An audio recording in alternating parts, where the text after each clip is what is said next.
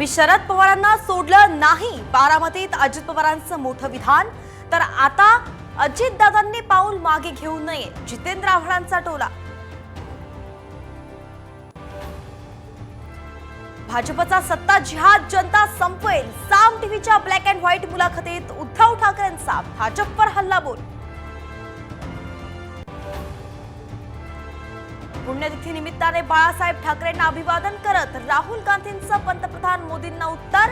ठाकरे आणि शिवसेना परिवारासोबत असल्याचं केलं ट्विट.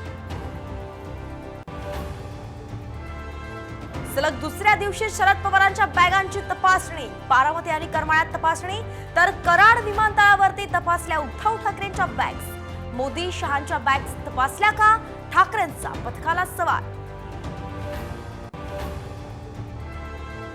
अमरावतीच्या दर्यापूरमध्ये नवनीत राणांच्या अंगावर फेकल्या खुर्च्या, राणा थोडक्यात बचावल्या.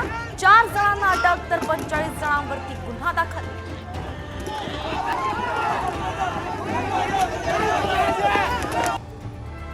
हिंगोलीत खासगी बसमधून 1 कोटींहून अधिकची रोकड, तर जळगावात 5.5 कोटींचे सोन्या चांदीचे दागिने जप्त.